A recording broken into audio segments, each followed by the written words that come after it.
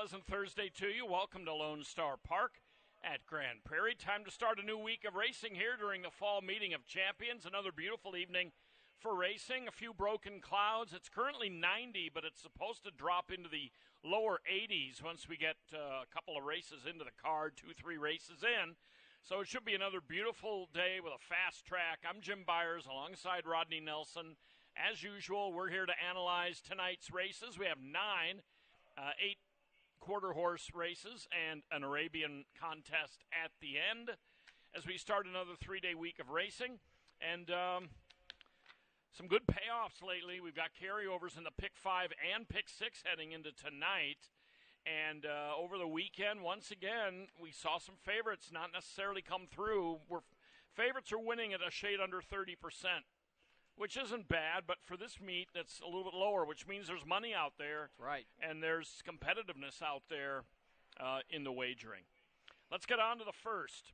250 yards, maiden claiming quarter horses, Texas breds. These are 2-year-olds, $10,000 the price. Scratch both of the also eligibles, 11 and 12. Yeah, let's start it off with number 4, Crown's Waif here. If you look back, this is a Texas bred race. You look back to the last time this horse faced Texas breds was 2 starts back. Was in for a $20,000 tag that day, and ran a solid 4, just missing by 3/4 of a length. Went into a $7,500 maiden claiming after that, got close in that one as well, missing by a head. Now he's going to face Texas breds at $10,000. I feel like if he did it well at $20,000, maybe Crown's Waif becomes the winner here tonight. Number 2, Assertive Moon Eagle. That's going to be my second choice. Last time out, this horse was in for $20,000.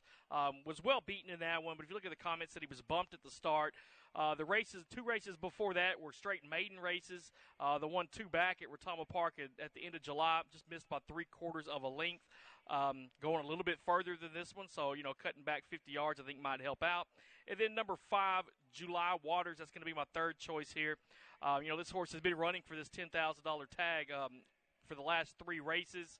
Hadn't been able to pick up that win. Did get close 2 starts back. Then a third-place finish there. Next out winner won it.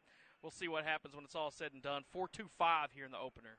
Yeah, I took that July Waters as a second pick here. As you mentioned, at the $10,000 level 3 times in a row, acquitted himself okay, a close third and a couple of fourths. He's getting a little comfortable at this level, but no particular need to drop down to the $7,500 level, which you could do. I think he could run a nice one today, and he's drawn right alongside the favorite and all of our top picks, Crown's Waif. We've been going long enough now, a couple of weeks into this meet, that he's actually a run back from the second night of the meet on Saturday, September 6th. They ran a super race in a wild driving finish that night. There were about 5 or 6 of them within a neck or a half length of each other at the finish. He did that from the far outside. Now he's drawn in the 4-hole, which I kind of like. So I'm going to go with Crown's Waif as well. And then I got a bit of a long shot, number 1, C.O.P. Keating as a third pick. Just keep an eye on this guy. Debuted for $10,000 and was claimed at Retama. Mary Mesa doesn't have a lot of stats lately, but she's won a lot of races in Oklahoma over the years. And I watched that race. I mean, the horse took a step back at the start, which is really unfortunate, and then was just hopelessly out of it at that point. So with Ali Rivera up and connections that win at about trainer wins almost 12% career, I would throw him in for third. On to the second. Race number 2, we're scratching the 11 Tempting Feature DB. I didn't mark any other scratches out of this one. I wonder if Helen, did I miss the scratching of the 12? Is the 12 scratched out of this race in race 2 as well? I think so. But it's a 2-year-old maiden claimer for $20,000 going 300 yards. Yeah, so I'm on the 4 once again here in race 2, Chills Cartel. This 2-year-old is a pretty decent horse. I think this horse has a chance here. I'm going to take a line and draw it right through that last race where the horse finished 5th. Wasn't a very good race, but if you look at the body of work before that, you see this horse had a couple thirds and a second. That second just missing by a neck. One of those thirds is just a length behind. So 3 out of 4 races in this horse's career has been up to hit the board. I think that Chills Cartel might pick up the win tonight. Number 7, Full Moon Follies. That's my second pick. Basing a lot off that last race. Was in a maiden race. It went 350 that day. Finished second, missing by a length. But, I think that last race was pretty good after the horse got out of some trial races. Faced maidens. I think that looked pretty good for Full Moon Follies. And then I got number 10, ASC Tempter, as my third selection here. This horse was in some futurity trials as well. Didn't really perform very well in any of those trials. Had some problems in the last 2 races, but when you see when this horse was in, last time this horse was in for a claiming tag, 3 starts back, was in for the $25,000 tag, ran a solid third in that one. I think ASC Tempter could do the same today. I didn't mark my PPs very well before I came down in this race. Second race, scratched the 8, Fast Cholitos, and scratched the 11, as we mentioned, Tempting Feature DB. 8 and 11 are out. The 12 is in, Cyber Rose, and she will be ridden by Gilberto Linares. So the 12, Cyber Rose, make the rider Gilberto Linares. Brian Cananosa riding the number 1 in here. Yeah, I'm with Chills Cartel as well. Has been well bet in all the starts. Has acquitted himself pretty well. He's burned a little money along the way. He's been even money in 7 to 5 a couple of times, but ran reasonably well in both those. Only missed by a neck in one of them. He's acquitted himself okay. I think he'll like 300.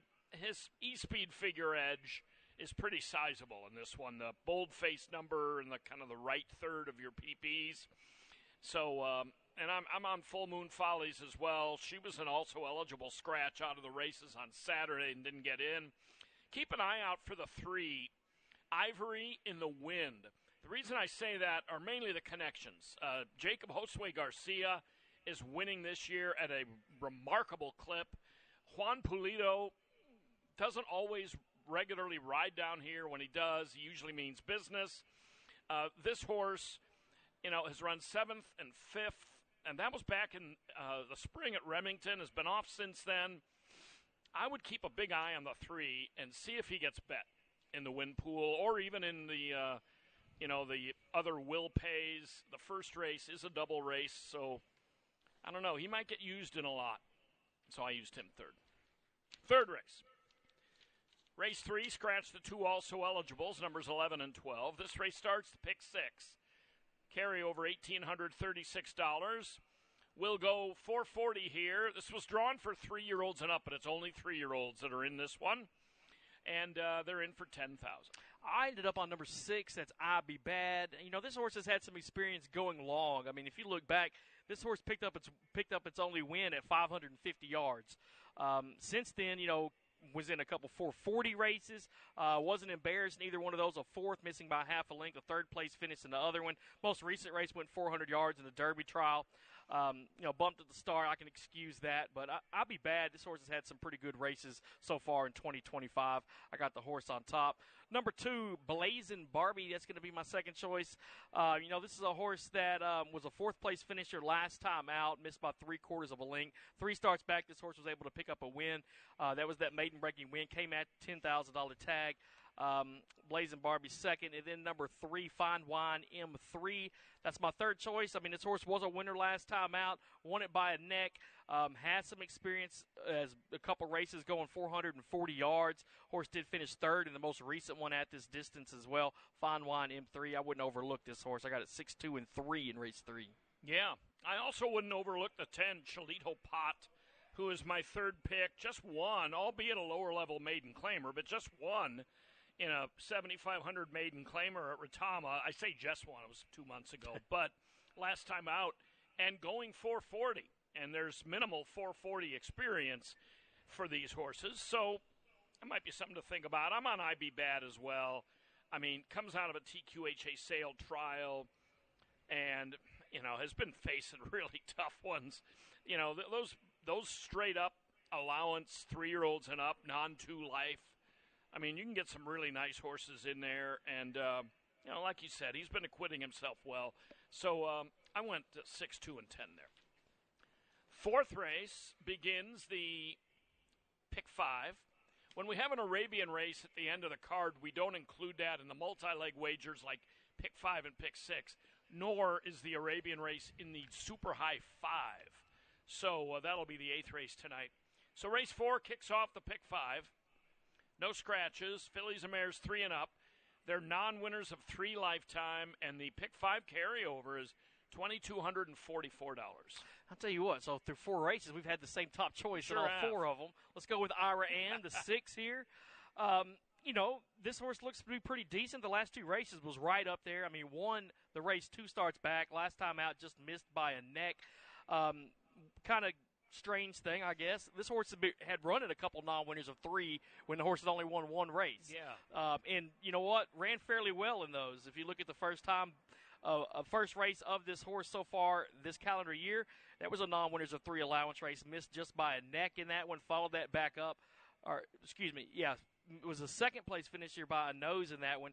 Followed that back up with another second-place finish in an allowance race. The horse was a winner 2 back. Second last time out. I mean, Ira Ann knows where the finish line is and knows how to be up there toward the front. Yeah. I think this is a pretty good horse here in this race. Number 3, Spicy Cowgirl. That's going to be my second choice. Coming in here fresh off a win. You got to like horses that come in here off wins. This horse always seems to be close up to. Has only been off the board 1 time in this horse's career. This year, 4 for 5. That other one was a 4th place finish in a trial at Remington Park, so probably a pretty salty race there. But Spicy Cowgirl, this horse can run too. And then number 8, High Dollar Dynasty. That's going to be my third choice. I mean, this horse was in the Oklahoma bred Oaks 2 starts back. Was a winner last time out in an allowance race, although that was back in May at Remington Park. Horse did have a pretty nice workout back on the 19th of August up in Oklahoma as well. 1 of 36 or 35 on the morning. High Dollar Dynasty. That's my third choice. 6, 3, and 8 here in race 4. Yeah, I like Ira Ann for a couple of reasons. One, and I wouldn't pick a horse because of this, but the trainer-jockey combo, very potent. They've won 7 times together in 25 tries over this year and perhaps part of last. I think those stats count 24 and 25. With a good, really good positive rate of return when Plunkett and Villatoro get together. Ira Ann is sharp. She has proven she can handle this non-3 level. I give her a slight nod, although I think all of our top 3, any of our top 3, could win it. High Dollar Dynasty, the 8's coming off the bench from mid-May at Remington. She's the one you mentioned, made the Oaks, the Remington Park Oklahoma bred Oaks. And it's 37-1 that day, but, it beat half the field. But some of our other races have been pretty solid, and I like the work. I just like the eagerness. Even though the work was a month ago, I like the fact they get out, work her fast. She's a pretty fast filly anyway, but worked fast, ran fast last time. Spicy Cowgirl could easily win this. I'm just trying to beat her in here. Steinbo has started to win races, and he's gonna contend for leading trainer. So picking her third is maybe a little questionable, but I think any of those top 3 have good shots. Race 5. Out of 9 tonight. No scratches out of this one. This is an interesting one because of the fillies' names. We'll explain it in a minute. 2-year-old fillies, allowance, non-winners of 2, 3:30 the distance. Now, if you follow track and field at all, and I know a lot of people don't, except in the Olympics, but the 4, Shikari V, clearly named after Shikari Richardson, the Olympic track star, who's quite notable, and the 10, Vashti B. Vashti is the first name of Randall Cunningham, the great quarterback's daughter. Vashti Cunningham. All right. She's an Olympic high jumper. She could jump over that barrier, probably, that's behind our camera.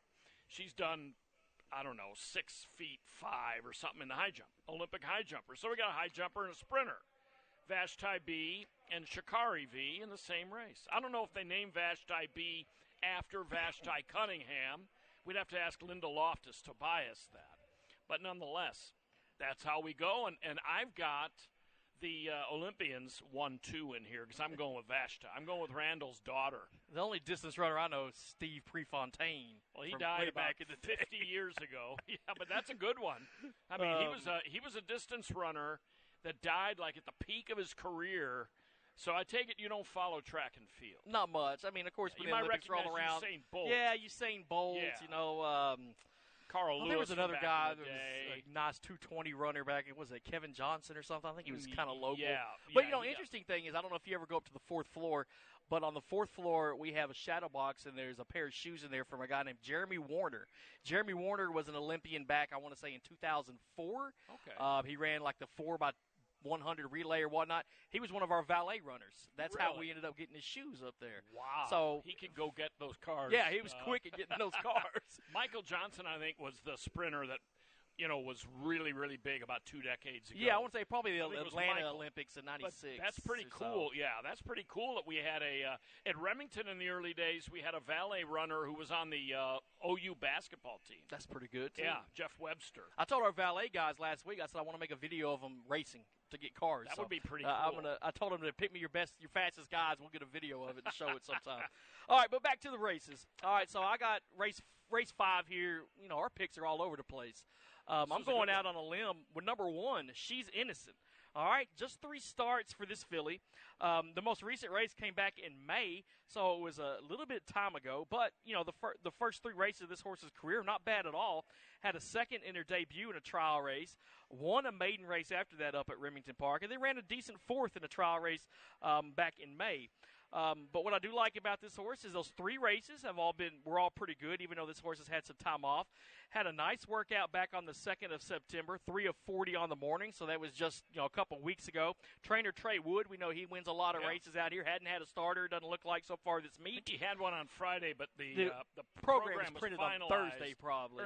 He had one on Saturday, but the program was finalized. But putting all those things together, I think that She's Innocent 12-1 on the morning line. I mean, this horse might be one that's worth a couple bucks to win. Now, my second choice is another one that's kind of a long shot. That's number 5, Go Zapolitas. Zapolitas. Was that Little Shoes probably? Probably. Go Zapolitas? Yeah, I mean, if it were Zapatitas, that would be Little Shoes. It's close. Well, shoes are zapatos, but yeah, it's still close. All right, well, we'll call it that. Number 5 horse. Well, I'll call her that for right now. This is one of those dual-registered horses. This horse has been running against paints, had some races against quarter horses. If you look at that last race, that Futurity, that was for paint horses down at Retama Park. Ran 4th in that one, missing by 3/4 of a length. But, take a look at the other horses. VP Dash for Texas, the runner-up in that one, was 3rd in a Dash for Cash trial last weekend. I do not recall, was 2nd in an allowance race last weekend right here. This horse, had a win in a trial race for the Sam Houston Juvenile. Was 3rd in the Juvenile Challenge Stakes at Sam Houston as well. I think there's a lot to like about this 5 horse here. And then number 4, Shikari V.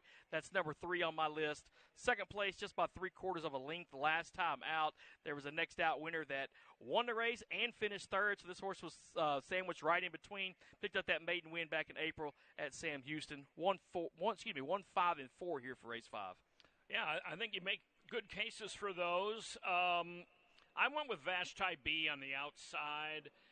This horse, first time out, ran 3rd back in April, went fast enough to make it in the Grade 3 Juvenile Challenge at Sam Houston. Ran 9th out of 10 that day. Really didn't have much chance. That was a tough start for career number 2, but then after a couple months off, bang, right into a maiden race, wins it easily. Then stepped up into a TQHA Sale Futurity trial.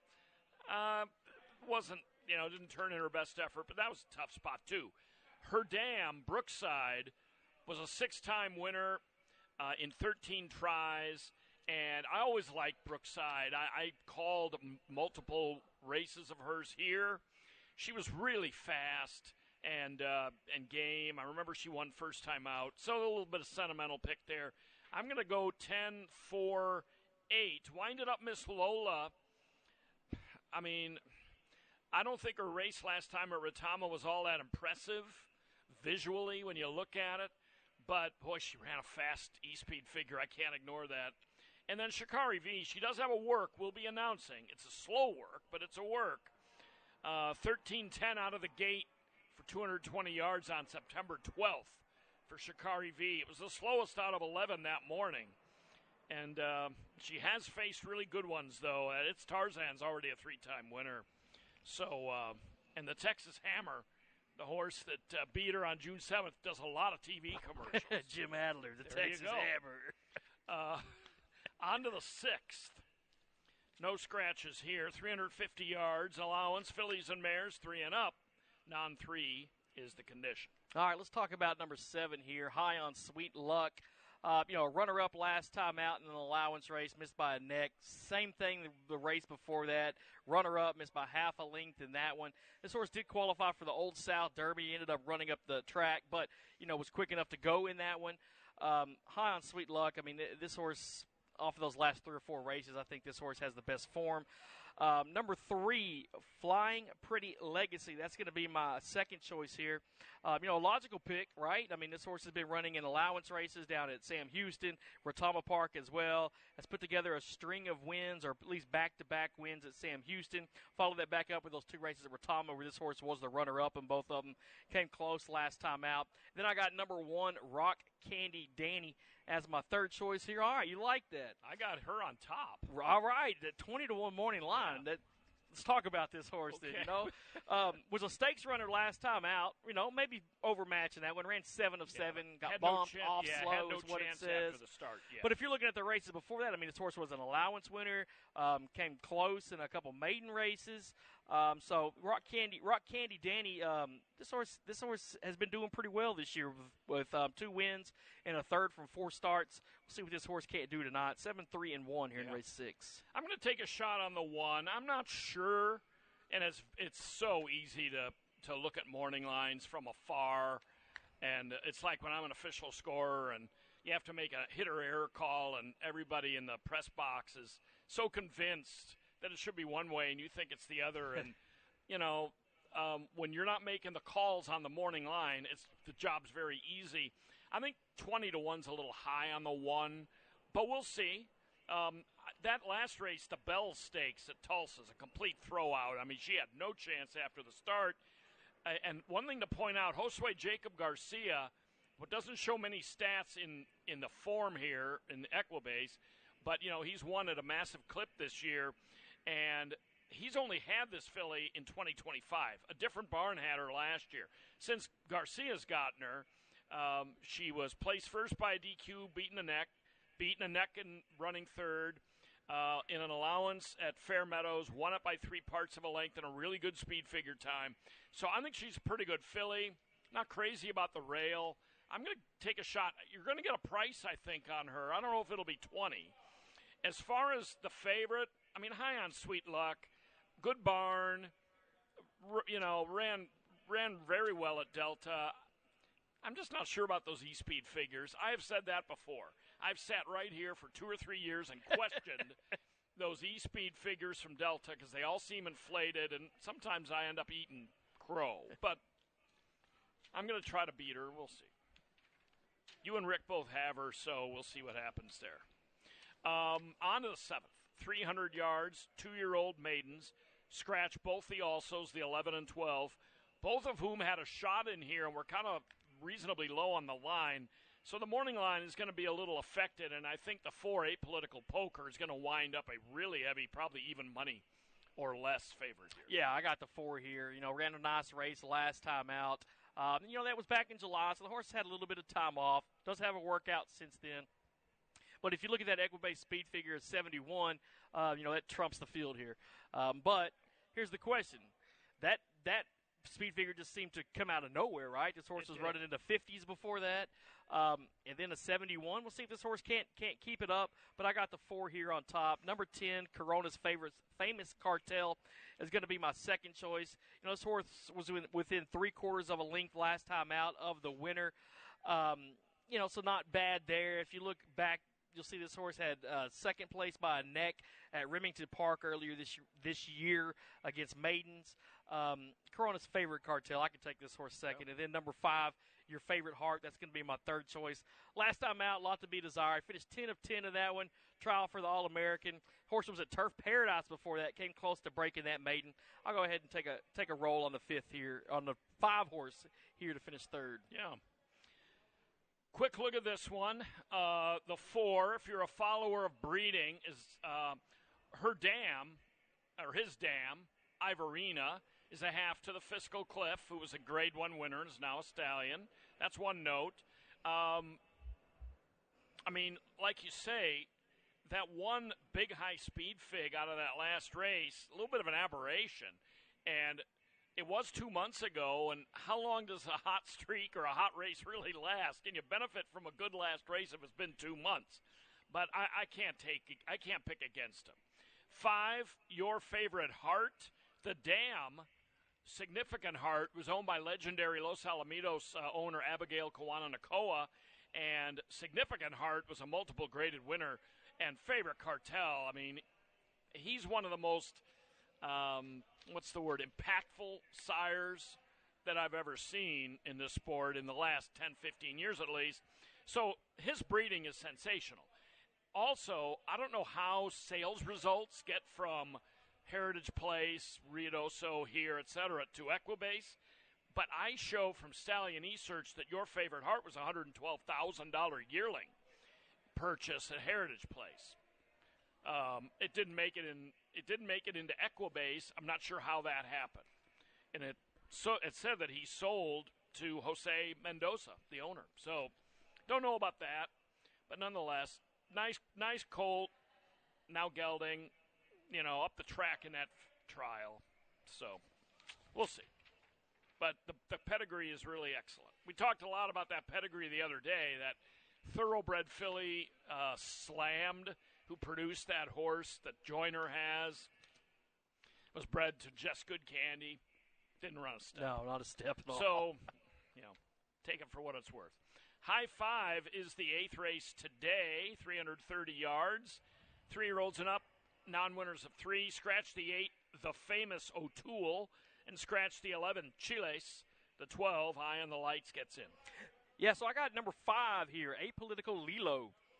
This horse had a win back at Retama Park at the end of June.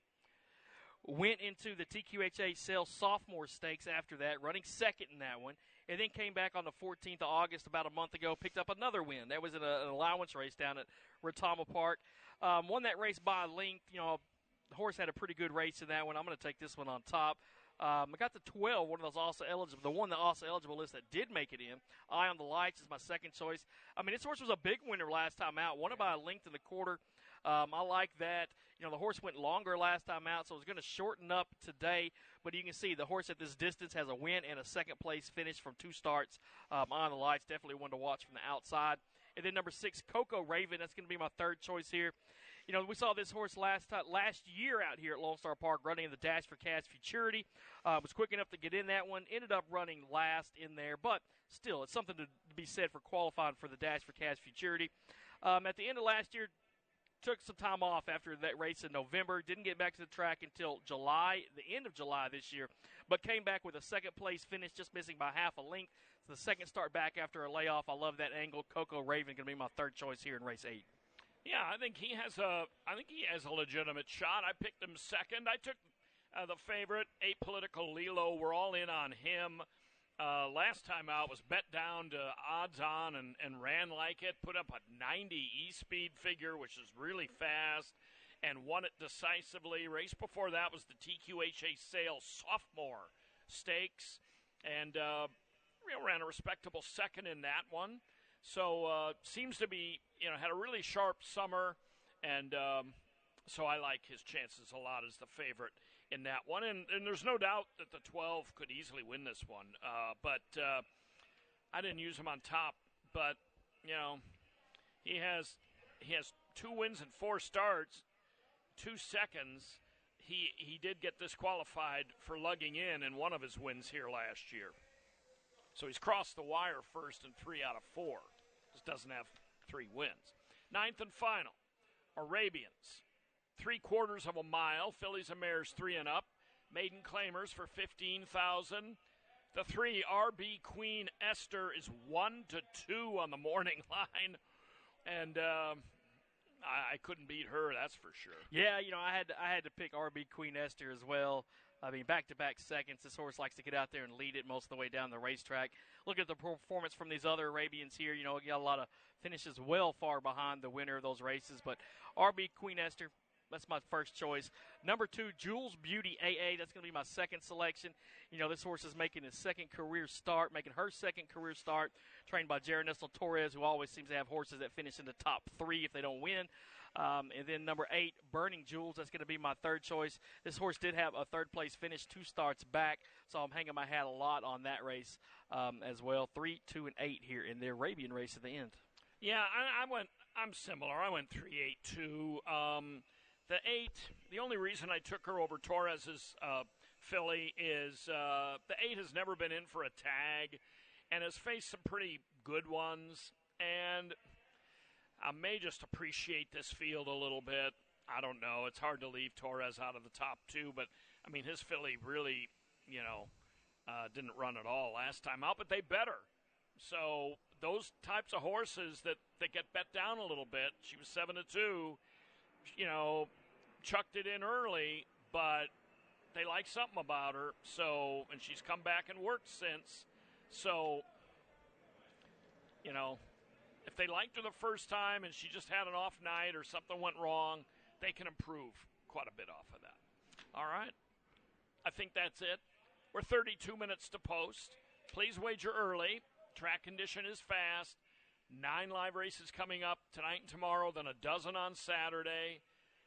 Rodney will be down here in the paddock, so enjoy that, and you'll get a good close-up look at them down here, and good luck with everything tonight. I'm hoping for that mild cool front to come through early. That's what we warm need. Out here. We do need it. So is that why the temperatures are supposed to drop? Yeah, they say there might be some spotty showers later on this evening, too, but I think the chance of that is pretty slim. I think a cool front, though, sounds like a great idea. All right, thanks a lot for looking in, and good luck tonight.